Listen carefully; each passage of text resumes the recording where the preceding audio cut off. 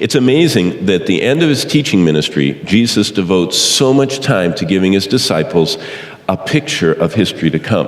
Now, when we read this, I read Matthew 24 many times, and so have you. It doesn't look shocking to us. Basically, all Jesus says is, to us 2,000 years later, something that sounds quite familiar. Jesus told them that what we know is the history of the past 20 centuries since he said this.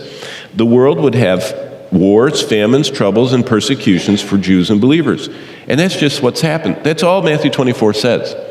That there'll be this ongoing, kind of mix of wars and rumors of wars, and there'll be famines, and there'll be pestilence, and there'll be persecution of believers. And that's basically the last 2,000 years.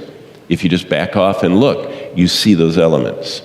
Now, the long, hard scope of human history is painful. That's what Jesus was saying.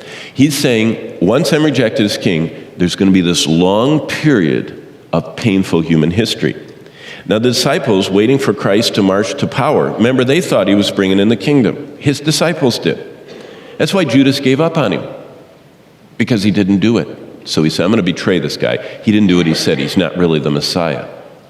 And so the other 11 didn't see Jesus taking the throne back. They didn't see him routing the Romans. They didn't see Israel being brought into the kingdom. And now it's so troubling to hear Jesus' words. For all the things Jesus spoke about to take place meant a long time was going to pass between this time Jesus was on earth and when he came back. If you just look at Matthew 24, starting at verse 3, if you look at that, it takes a long time for all those things to happen that he's talking about. And so as the disciples listened to Christ explain these things and what was to come for their city Jerusalem and the people, the Jews, they must have been stunned. Jesus described a long, tortuous history for Jerusalem and the Jews, filled with wars, conquests, persecutions, and globally felt disasters. You notice what it says. Jesus says, look at verse 6. You will hear of wars. That's plural. It's not a war. It's wars, plural. Next, rumors. It's not a rumor. It's rumors. Jesus painted the picture of a long time. Look at verse 8. He said this is only the beginning. It's just going to get worse and worse. Basically, Jesus, now listen to this. Jesus was a pessimist when it comes to history. Did you catch that? Look at verse 8. It's only the beginning of trouble. Jesus was not an optimist about human history. Jesus was a pessimist about human history. In other words, Jesus was not the theological group called the post-millennialists. You know who they are? They think the world's going to get better and better and better and better and better, and finally it's going to be perfect. Jesus wasn't a post-millennialist. Jesus did not tell us things were going to get better and better. Rather, he said they're going to get worse and worse. So Jesus was a pessimist about the future. Jesus said the world to come after his death, burial, and resurrection faced a barrage of false Christ. Look what it says in verse 5. Take heed, or 4. Take heed lest no one deceive you. Verse 5. Because some will come and deceive many. Look at verse 11. False prophets will rise up and deceive many. Look at verse 24. False Christs, false prophets will rise and show great signs and wonders and deceive. You know what Jesus said? You know what the future is going to be? A barrage. It's going to be a barrage of false Christs, false teachers, false messiahs, false prophets, interspersed with wars, rumors of wars, ethnic strife, and persecution of God's people. That's Jesus Christ's view of history. If Jesus was your history teacher, and he is, that's his view of history. By the way, just what Jesus said came true.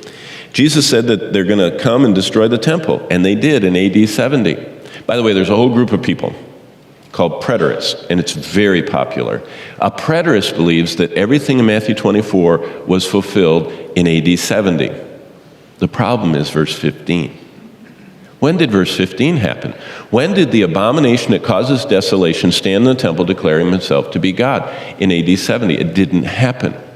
And that's why all the tribulation events that are in the rest of the chapter also haven't happened. But all the disasters mankind has ever faced will roll on until the period when each type of disaster gets magnified to the point everyone on earth feels the horror. By the way, did everybody on earth feel the horror of AD 70? No. About 70% of the world didn't even know Jerusalem was destroyed, ever. I mean, I don't know if the Chinese ever got the word. I don't know if the people living in India ever heard that Jerusalem got destroyed. It wasn't felt. I mean, certainly South America, North America, and Oceania, and most of Africa never heard about it. But in the tribulation, the whole world feels the events. So history taught by Jesus can be summarized this way. The period between his first coming, born in Bethlehem, all the way through the triumphal entry in the cross, and his second coming, which is yet future, will be nothing but relentless troubles that will eventually reach the point of never before seen disasters globally. Plus, what Jesus said, and I showed you in verse 4, 5, 11, and 24, the backdrop is going to be deception. So this morning, the key element of this whole talk Jesus is giving is not about how bad the disasters and how to identify which ones are the key ones.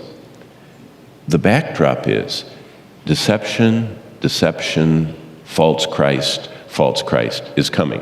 Now, Jesus gives the only true map of the future. What you have before you, this is, and if you have a red letter Bible, all but a few words in chapter 24 are blazing red.